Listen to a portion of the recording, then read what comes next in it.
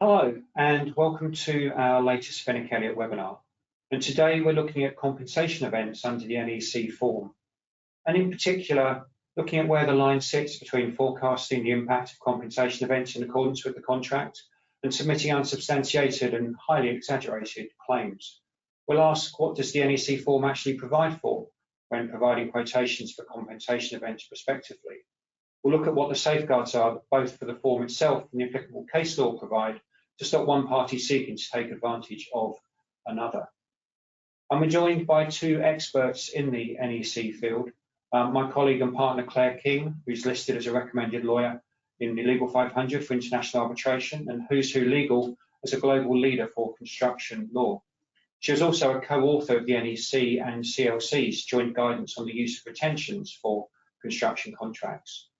Kort Egan is a barrister from Gatehouse Chambers. He is one of only 3 barristers to be ranked for construction as up and coming in Chambers and Partners for 2024 and a rising star in the Legal 500 for this year as well. More personally, I've been working with them both on some recent projects where the NEC form was being used, including an adjudication or two, and can seriously vouch for their expertise. So before I leave you in their capable hands, just the usual housekeeping notes. You are all on mute. If you have any questions, please feel free to add them to the chat.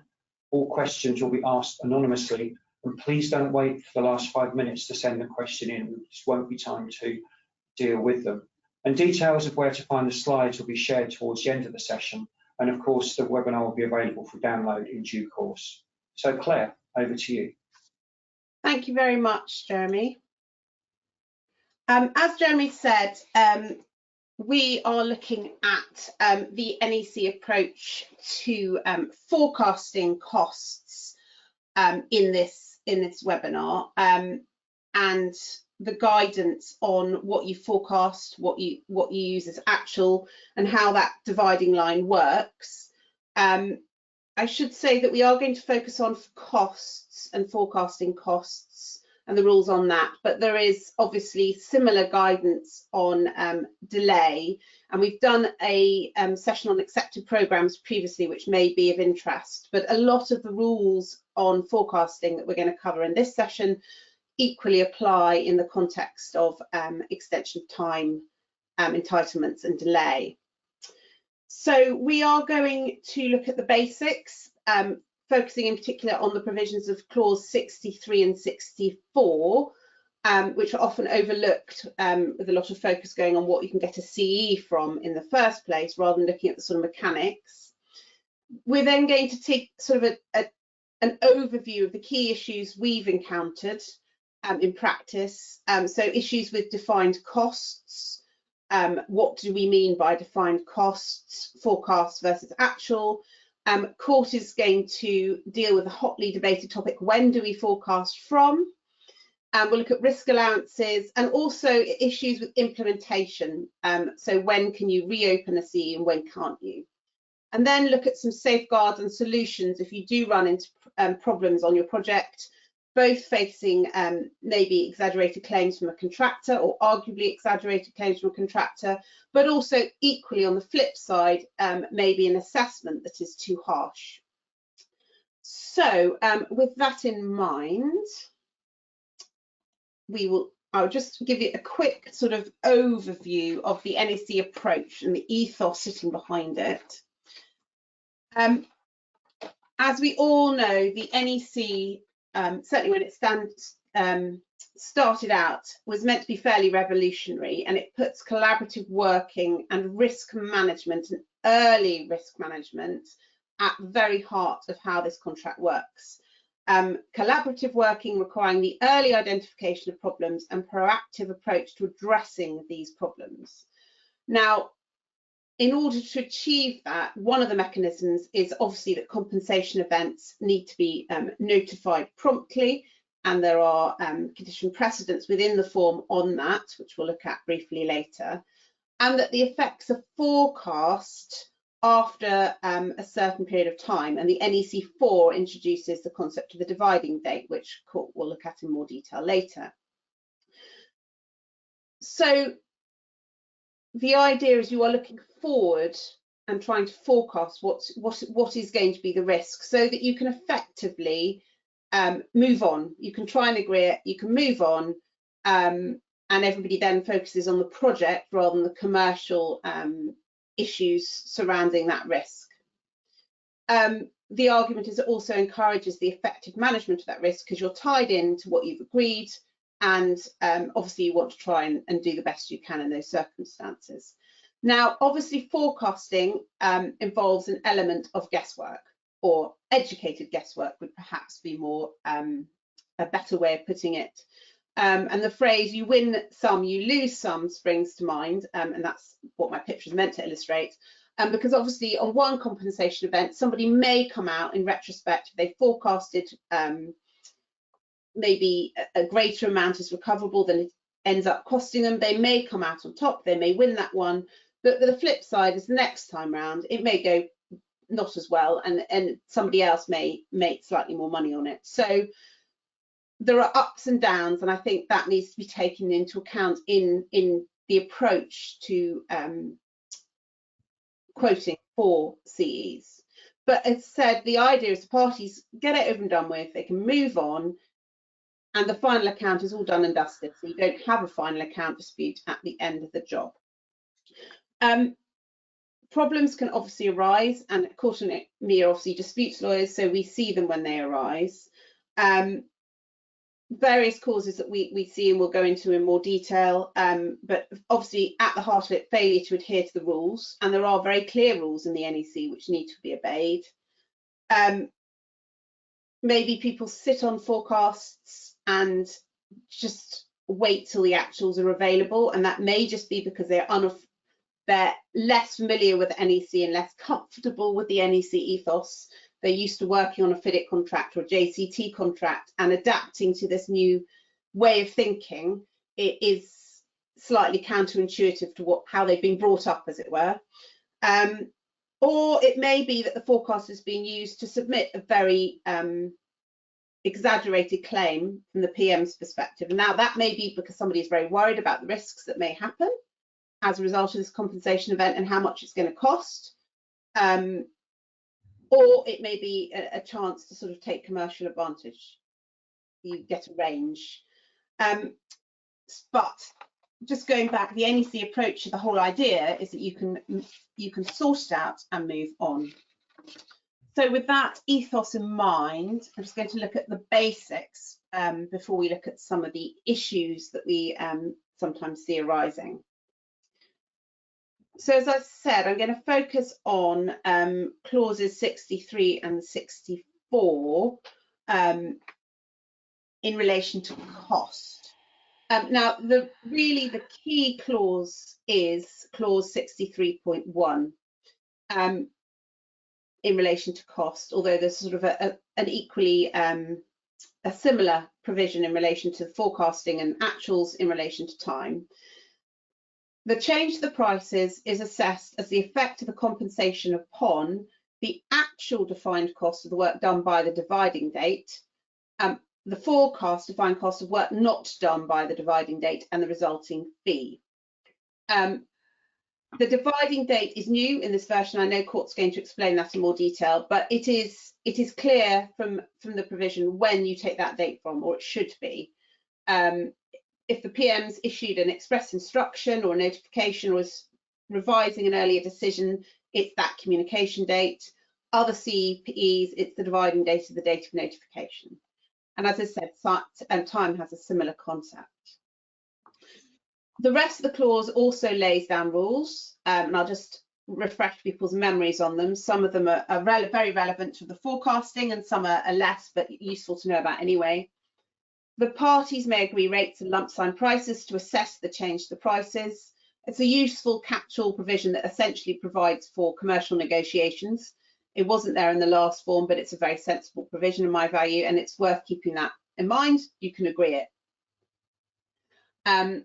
Prices can reduce as well as increase in specific circumstances, and that is also worth thinking about. Now, those circumstances are twofold. One of them is essentially if there's been a scope change, i.e. an omission, and then the other one is if an assumption has been corrected.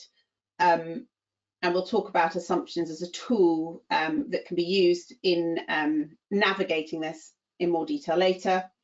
There's provision for a risk allowance for matters which have a significant, should emphasise that word, chance of occurring and are not compensation events. And I'll look at the guidance on that from the NEC later. Assumptions can be used if matters are too uncertain to be forecast reasonably. Reasonably is obviously objective, but it's giving you a tool if it's really, really just too difficult to predict what the outcome is. It's there as a tool. The contractor reacts promptly to the event and that any defined cost and time due to the event are reasonably incurred. Now, obviously, you have a duty to mitigate your losses in terms of a damages claim, or if something is preventing you from carrying out the works. That's the ethos that's being reflected here in slightly different languages. It's you have to get on with it. You can't just sit back and allow costs to rack up as much as you want or time to rack up. You have to act reasonably, you have to react promptly, you have to manage it. And of course, that goes back to the ethos of risk management, which sits at the heart of the NEC.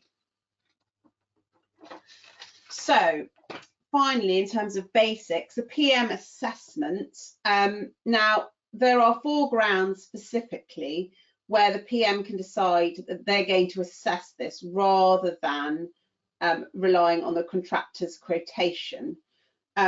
And we do see issues arising in relation to this. I'll just refresh people's memories for now in terms of what those are, but if the contractor has not submitted the quotation and the details of his assessment within the time allowed, that one would come into the fair enough category, in that the whole point of the NEC is you sort it out and move on, and you can't do that if the quotation process is dying on its feet because it's taking too long. That may come down to resource, but that's a separate issue because everybody knows NEC projects do need a lot of resource.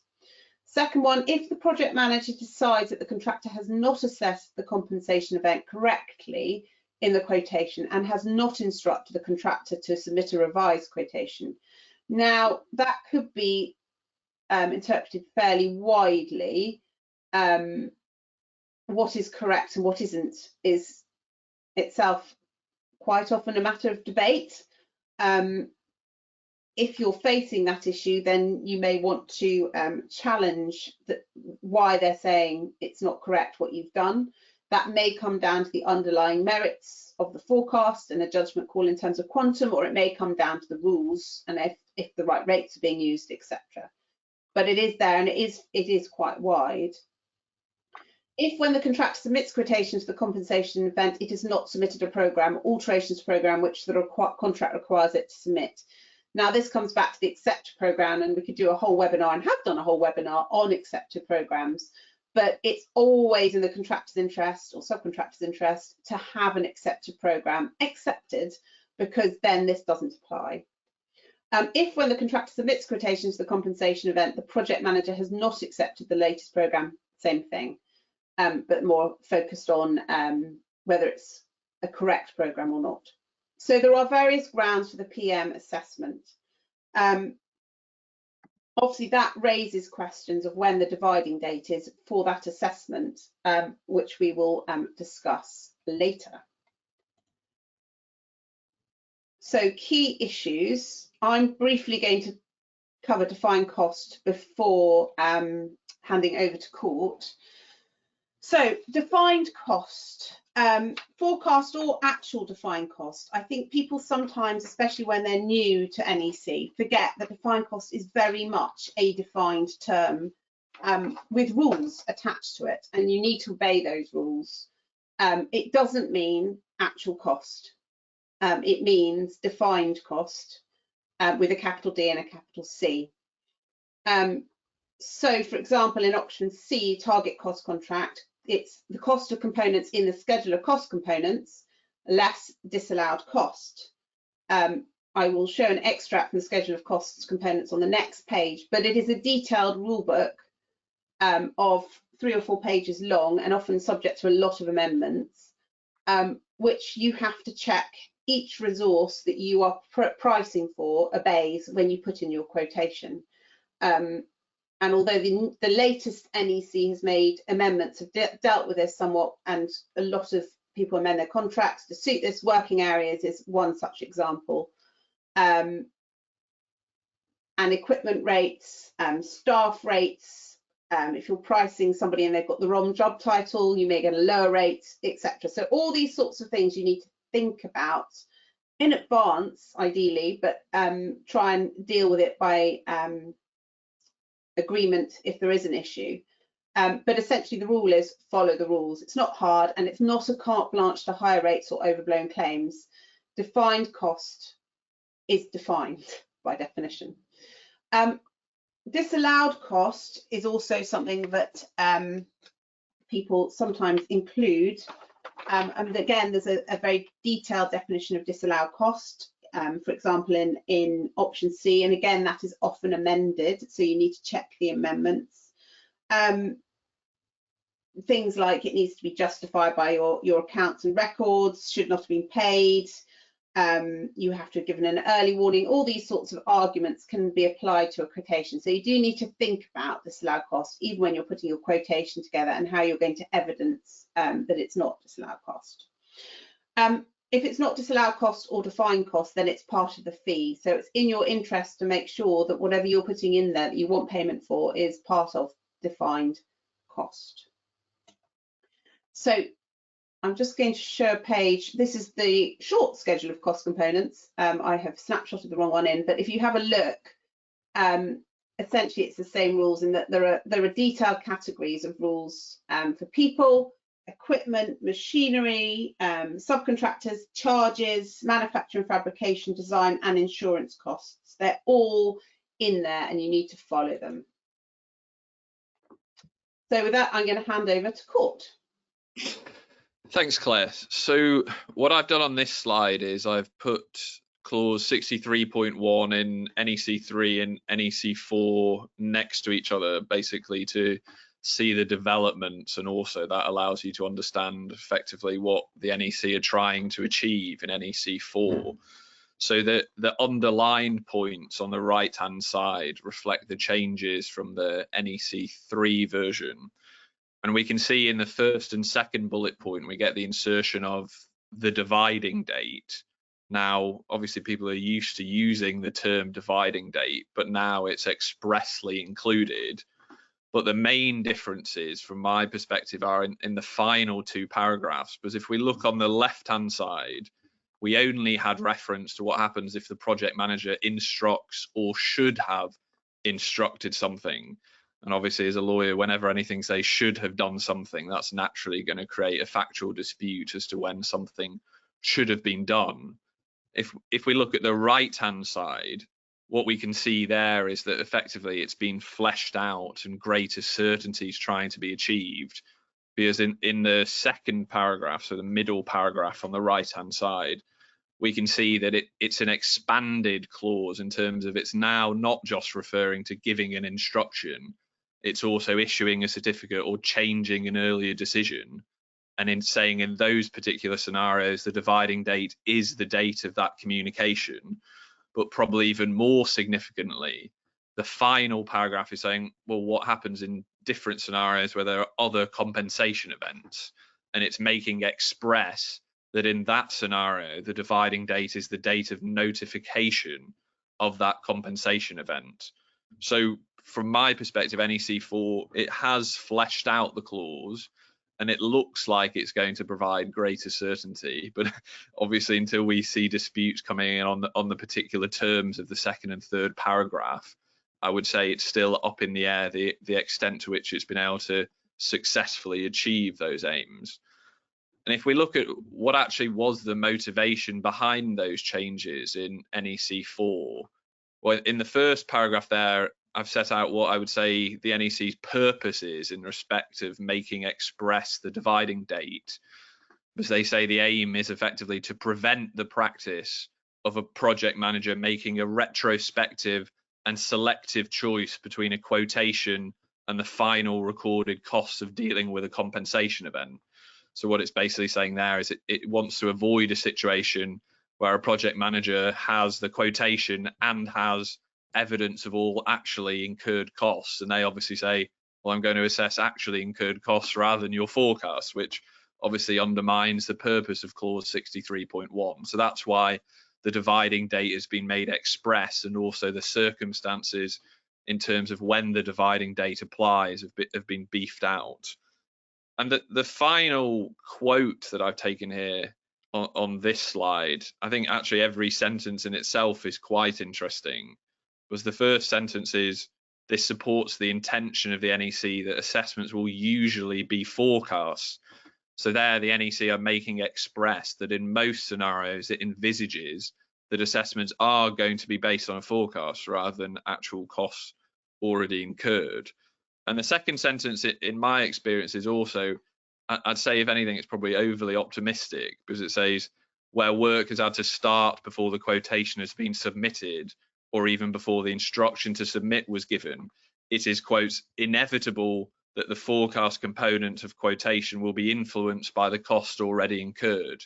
So that's basically saying inevitably the forecast is going to be influenced by incurred costs. Now, in my experience, sufficient weight isn't always given to incurred costs when coming up with the forecast, and that's one of the main issues when it comes to actually interrogating forecasts. Have they actually, is it reasonable taking into account what's already been incurred up to the dividing date?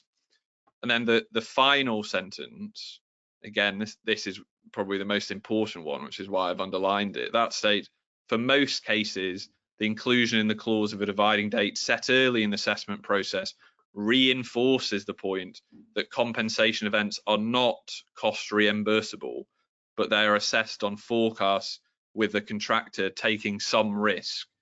So effectively there, that's a reiteration.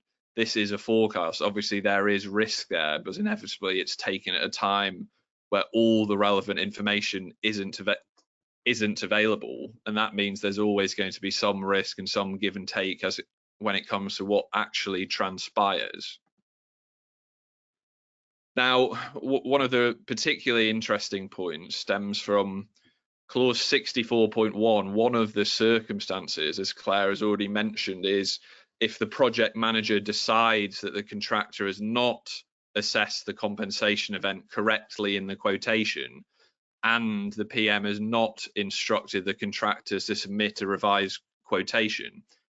Now, that raises the second bullet point on this slide, because the question is, what is the correct approach if, by the time that the project manager comes to assess the quotation, the effect of the compensation event on the forecast defined cost appears to be different to that quoted?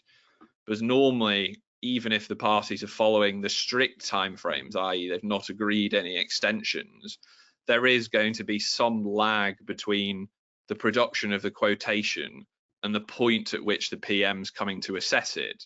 So what does the PM do in that particular scenario when it has evidence that's only come to light by the time of its assessment, but after the submission of the quotation? Now, the question that I've posed in the third bullet point is, effectively, who's going to be right here, the contractor or the PM? Because the contractor is almost inevitably going to say, well, how can you properly say that my quotation was incorrect on the basis of information that wasn't available to me at the time that I made that quotation? The contractor is going to say, well, that's unfair because you've basically used information that I couldn't use, and yet you're saying that the quotation that I prepared was incorrect on that basis. But the PM's response is almost inevitably going to be, well, I can only look at things as they stand in front of me now, and the point is that this information is available to me, and therefore on what basis am I being asked effectively to close my eyes to what's happened subsequent to the quotation? Now, some would say this is a live issue. Others would say it's been resolved by the Northern Ireland case that I'm going to come on to speak about later. But I would say it is still a live issue. And I would note that in all the adjudications I seem to do on the points, reference is inevitably made to Keating on NEC3 or Keating on NEC4 or Keating in construction, where the statement is that the project manager is probably entitled to decide that a quotation is not correct if later events have occurred by the time it considers the quotation. Now, inevitably, as counsel, I quite like the use of the word probably there, as it's effectively hedging the bets, and it seems like that's the most likely answer, but there's obviously risk that a court or tribunal would go in the opposite direction. But I would agree with that general conclusion that I think when you're balancing the arguments between the contractor and the project manager, I think just as a matter of common sense, the project manager's argument, well, how can I ignore what's now come to light, actually carries more weight than that of the contractor. And on that note, I'll pass back to Claire. Thanks, Kort. Yeah, so the next issue we see arising is in relation to risk allowances. And I've just put in a comment from the NEC guide. Allowances for risk must be included in forecasts of defined cost and completion in the same way that the contractor should allow for risks when pricing its tender. The value of the allowance is greater when the work is uncertain and there is a high chance of the contractor's risk happening. And if the uncertainties are small, then obviously, hopefully you could forecast it relatively accurately anyway, and you wouldn't need that risk allowance. So it's really thinking about this like a tender. You don't know everything that's going to happen in the job when you enter into the contract, but you allow for certain types of risk and you give yourself leeway on that. It is something to think about very carefully, and it is something that is sometimes disputed in terms of the level of the risk allowance, because essentially that is a matter of opinion. But equally, PMs who delete the risk allowance as a matter of course, which you do occasionally see, unfortunately, that is not what NEC provides for. It's not really it doesn't really fit with the idea of forecasting something by definition. And maybe they should be thinking more about assumptions if they're that unhappy with the risk allowance, particularly if it's particularly high or uncertain. So Kort, implementing compensation events. Yes, well, in my experience, this isn't a topic that's talked about enough, in the sense that I often get issues that arise when it comes to implementation. I'm thinking in particular that informality and NEC contracts don't fit very well together, because it's definitely not uncommon for PMs to issue what might be described as current or initial assessments, which obviously raise a question about, is that a notification of acceptance? Is it an assessment? Which obviously creates its own disputes. And then you also have informal emails, for example, saying things in response to quotations like, you know, this looks fine, I will get back to you with a fuller response. And then you get a lag before you get a more formal response. And obviously the point is, in these scenarios, that is only going to lead to a factual dispute, because inevitably the contractor is going to say, but you've already notified something. And it's similar in terms of what happens if you have assessed elements of a compensation event, then you state that, you know, that is on an on-account basis. Now, again, that's a commonly used phrase in the industry, but the problem is, how does that fit into the NEC framework? Because the point is, contracts don't cater for informal approaches like that. And the final, you know, practical thing that often comes up is, I've seen parties argue about whether an initial or current assessment, shall we say, that agrees part of a forecast, is that binding in respect of just that part, or in respect of all of it, i.e. what extent or what proportion of the forecast has to be notified as accepted, i.e. included in an assessment, for there to have been an acceptance. And the reason that all this really matters is clause 66.3 of NEC 4, because that provides that the assessment of an implemented compensation event is not revised except as stated in the conditions of contract. Now, obviously, that's slightly different to clause 65.2 of NEC 3, but clause 66.3 is restrictive because the only clauses permitting a reassessment are in relation to clause 61.6 and 60.117, and that's where the project manager can notify the contractor of revised assumptions which it had made in relation to the effects of a compensation event.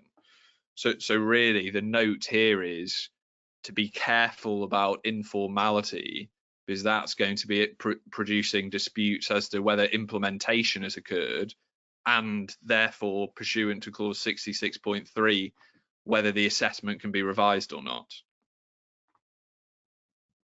I'll just hand back to Claire now. Oh, I've gone too far. Hold on, I'll do it. Yay. No, sorry. Are we missing a slide on?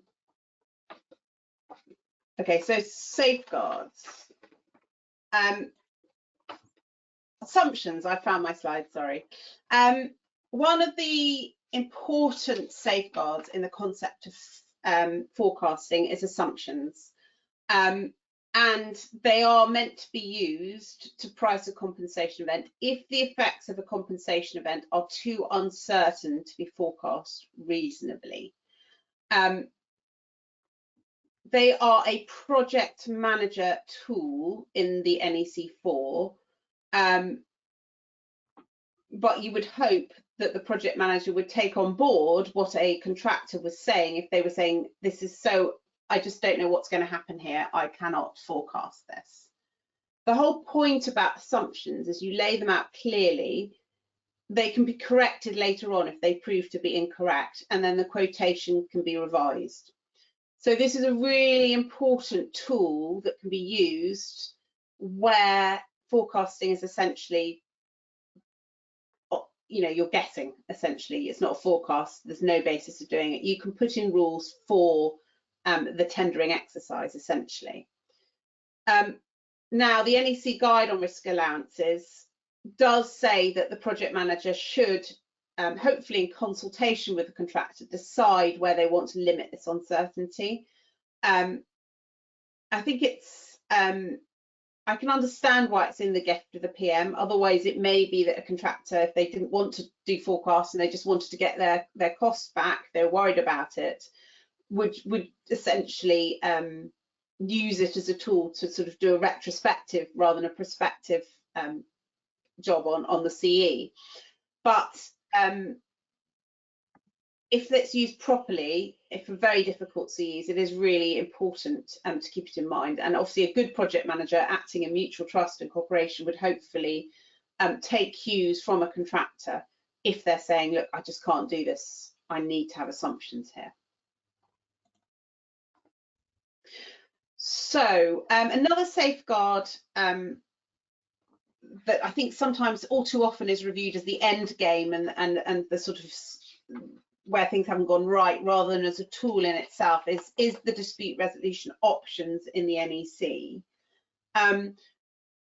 Option W2, which is obviously the one that applies if the Housing Grants Act applies, has senior management meetings. So does option W1, where the housing grant doesn't apply, and there's a procedure there, and senior management, senior representatives talks can be used to try and break the deadlock if people aren't obeying the rules.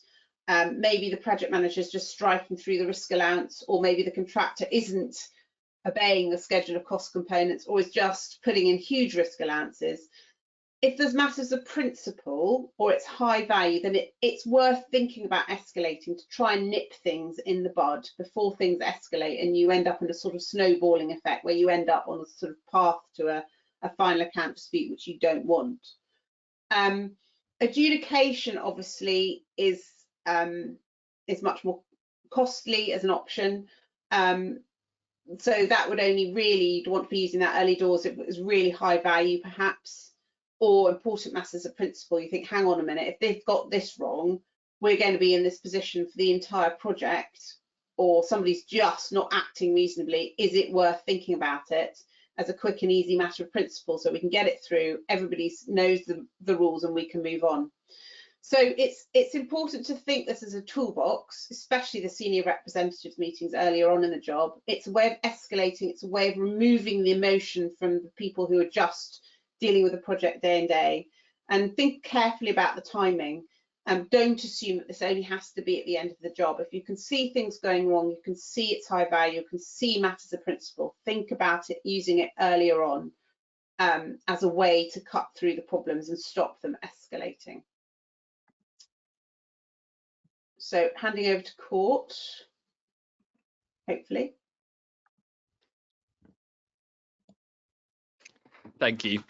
So I'm going to spend the rest of the time I have talking about this case, which is an interesting one in the sense that I can't think off the top of my head of many construction cases that have provoked more debates in recent years than this one.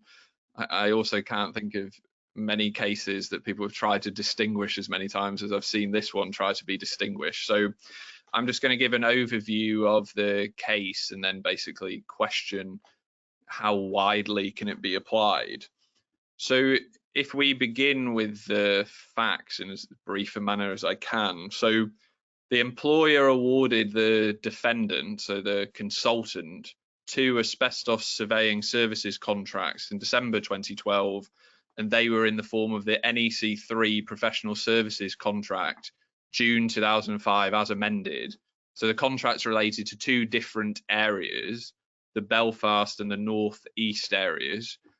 On the 10th of January 2013, the employer issues an instruction changing the scope of works.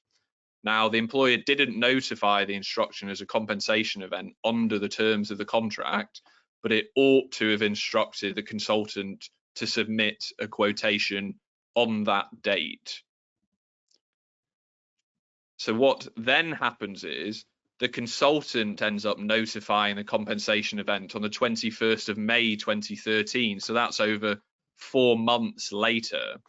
The employer then seeks quotations in August in respect of Belfast and in October in respect of the North East, and the consultant provides quotations later in each month.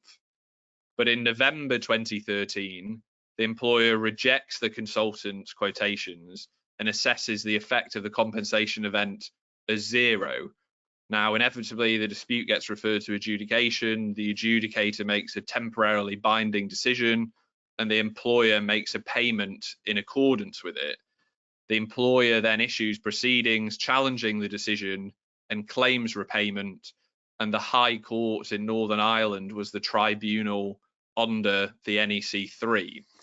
And there were 2 preliminary issues before the court there. The first is on the true construction, in particular clauses 60 to 65. Is the assessment of the C calculated by reference to the forecast time charge or the actual cost incurred by the consultant? And then the second preliminary issue really was a belt and braces one, in that it said, are actual costs relevant to the assessment process in clauses 60 to 65? The answers to those questions were really likely to be the same. So that's why I say point 2 is more of a belt and braces approach. Now, in terms of the actual specifics, the contract included a version of clause 63.1 that provided a dividing date. So therefore, what we're interested in is the effect of the compensation event upon the actual time charge for work already done and the forecast time charge for work not yet done. But what the consultant argued was that it should have been instructed on the 10th of January 2023, and so work done after that had to be in the form of a forecast. And what was a quirk of this case was that there was no actual time charge before the 10th of January 2023. And so the consultant argued that the actual time charges were irrelevant. Now, whether you agree that this is the correct starting point or not is probably a different question, but my reading of the case is that this is Mr. Justice Deeney's starting point. So he effectively says in the first sentence, almost as a matter of policy, that the best evidence is actual evidence, and therefore that should be taken into account. And therefore his conclusion in the underlined sentence is, unless yes, you can consider such information, unless the court as tribunal is precluded from looking at the actual time charges by reason of the contract. So what he's saying there is the default is you can consider actual evidence unless the contract precludes you from doing so. So that what he then proceeds to do is consider that question. Does the contract preclude the tribunal from looking at the actual time charges? Now, the first clause he considered was clause 63.7. So this is the assumptions clause, i.e. assumptions that for work not yet done, the consultant's going to act competently and promptly, and for works already done, the cost and time has been reasonably incurred. And Mr. Justice Deeney said that didn't assist the defendant, the consultant in this case, but that was on the particular facts of the case, because counsel, I'm sure in court, would say this was very extreme facts, because the quotation / forecast took place after the actual work had been carried out. And so by that point, all the work had been carried out. And it's a lot easier to say that the consultant was seeking to exclude relevant evidence as to the assumptions, because it was effectively not providing any evidence of costs incurred, despite all of the work having been carried out. Now, the next clause was clause 65.2, and this is the assessment of a compensation event is not revised if a forecast upon which it is based is shown by later recorded information to have been wrong. But again, Mr. Justice Deeney decided on the facts that the clause did not apply, because in that particular case, as I mentioned, the employer rejected the consultant's assessments and made an assessment of zero cost. Now, Mr. Justice Deeney said, well, the employer's assessment may have been over optimistic, i.e. it might have overstated the employer's position, but it was not based on a forecast. So therefore, clause 65.2 did not apply and wasn't relevant to the question as to whether the tribunal was precluded from considering actual costs. So the conclusion was that the contract did not preclude the tribunal from looking at the actual time charges. So the contract in that case didn't preclude it. Now, Mr. Justice Deeney went on to consider, what I've described as broader matters of principle, which is where I would say the reasoning probably becomes more strained, because particularly in an NEC context, I think the contract is likely to be king. But as I've said in the second bullet point, his reference to the refusal to hand over actual timesheets and records for work done as being, quote, entirely antithetic to a spirit of mutual trust and cooperation, inevitably that's going to be helpful for a party who's seeking actual cost records.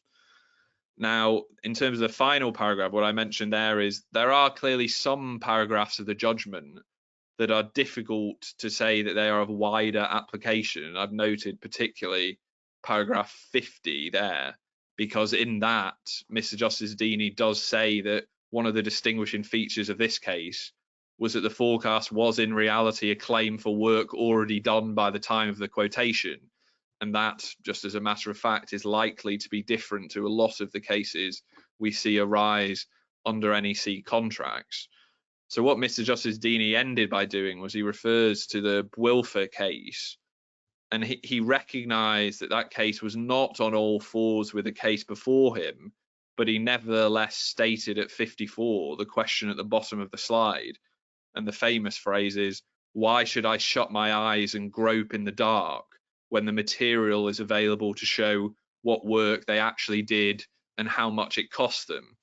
And that's similar to the point I made earlier, that the issue is that in circumstances where an assessment is being carried out, just intuitively it seems unattractive to say, well, let's ignore what's actually happened and just confine ourselves to a more restrictive pool of information. And I think that is always an issue you're going to face when trying to persuade a tribunal. So, taking that all into account, is the case of wider application? I've obviously seen many articles on the case, some saying just limited to its facts, some saying it's completely wrong, some saying it would be decided differently in England and Wales. And as I've done on the slide, I think you have to, the most common arguments are the 3 layers that I've set out on the slide, because the first argument is always, well, this is a Northern Irish case, so it's only persuasive, it's not binding. And you also hear it's the High Court in Northern Ireland and it may not have been before a construction specialist. And then inevitably on the other hand, you will say, well, the case does have persuasive effect, and it was a decision of Mr. Justice Deeney, who went on to be Lord Justice Deeney, and therefore it does have to be given due deference. You can't just effectively ignore it because it's a Northern Irish case. The second question is, can we distinguish it on the contractual terms? Now, inevitably, you're going to have to look at the particular terms in the particular contract to decide, is the reasoning in Northern Ireland applicable to your particular case? But many of the clauses are either identical in wording or very similar in wording, so that may well be a difficult thing to do. And then the final question is, can you distinguish it on the facts? Because the Northern Ireland case does have some distinct facts. For example, in that case, the PM should have instructed a quotation. They didn't. So does Northern Ireland apply when the proper contractual process has been followed? Or does Northern Ireland apply in a situation where the work hasn't already been done by the time of a quotation? Now, I think I struggle with a lot of those arguments, because my reading of the judgment is that it is intended primarily to be focused on the relevant contractual clauses. And though the facts may have influenced the interpretation of particular contractual clauses, I don't think that many of those paragraphs give an indication that if the facts were slightly different, the reasoning would have been markedly different. So in that position, I would say inevitably it's going to depend on the facts and the particular clauses, but it does seem quite difficult to distinguish Northern Ireland just in a superficial analysis. And on that, I'll hand back to Claire. Thank you very much, Kort. So just by way of an overview before we hand over to questions, obviously compensation events under the NEC form and forecasting compensation events does involve a different mindset, and it's getting into that NEC ethos of sorting it and moving on as part of the risk management that is, I think people new to the contract form do struggle with it sometimes. There are strict rules governing those forecasts, and the schedule of cost components needs to be gone over with a fine-tooth comb, to put it bluntly, and that applies whether it's a forecast or actuals. You need to make sure you're obeying the rules. There are tools available to use where forecasting is particularly difficult, and that could be a risk allowance, or if it's just too difficult, assumptions which can be revisited later. Don't rule out using the DRP provisions to establish points of principle if they are recurring or the matter is particularly high value. And that doesn't just mean adjudication in the domestic context. There are provisions for senior representative meetings, which can be a really useful tool, just to get rid of some of the emotion that might have built up, or the relationships clashes that can build up on projects. And healthy buildings obviously can be a useful cross-check or safety valve for exaggerated claims or forecasts, but it's very specific, as Kort will say, and the case is, yes, you can analyse it in various different ways depending on which side you might be on that particular occasion, she says diplomatically. And with that, I will hand over to Jeremy. That's brilliant.